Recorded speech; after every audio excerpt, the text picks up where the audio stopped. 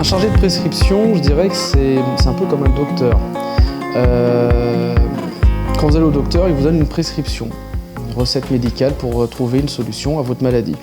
Je fais à peu près la même chose. On me fait venir chez des industriels, chez des bureaux d'études, qui m'exposent un problème et je vais faire le diagnostic et proposer différentes solutions.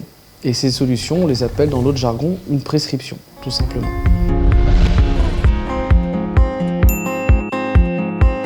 Sur l'externe, c'est très simple, c'est soit des industriels, les maîtrises d'ouvrage, soit les bureaux d'études, les maîtrises d'œuvre. Quand vous faites un bâtiment public en France, vous avez un bureau d'études qui, lui, va, pour son maître d'ouvrage, dire « écoutez, vous avez besoin de telle machine, telle technologie, tel produit, tant de débit, etc. » Donc il fait un descriptif technique et nous, les prescripteurs, nous sommes là pour collaborer à son descriptif technique dans l'objectif tout simple, c'est qu'on soit la marque qui soit sur le cahier des charges.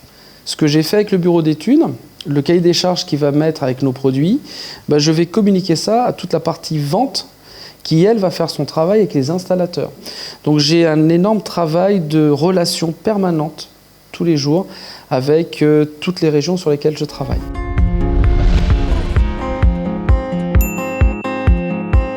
Moi j'ai fait un bac E. Scientifique, donc avec option technologie industrielle, c'était la méca, l'électronique, l'électrotechnique.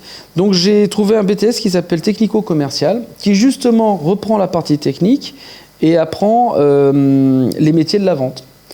Et là, ça a été la révélation, quoi.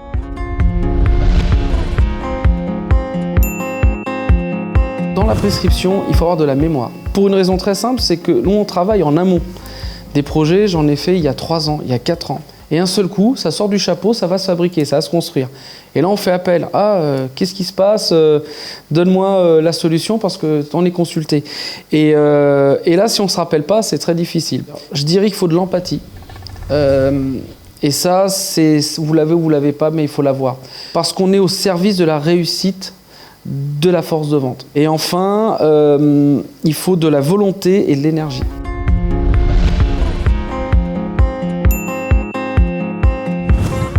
Je suis libre, je fais mon action comme je veux. J'ai des objectifs en début d'année, je dois les atteindre et je vais mettre en place ma propre construction de mon année. Ça va faire 7 ans que je fais ce travail, j'en apprends tous les jours.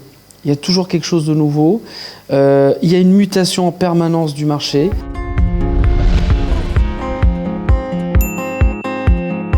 Lundi, on va dire, je vais être dans l'univers pharmaceutique. L'après-midi, je sors, je suis chez un fabricant de tartes tatin. Toutes les semaines sont toujours différentes.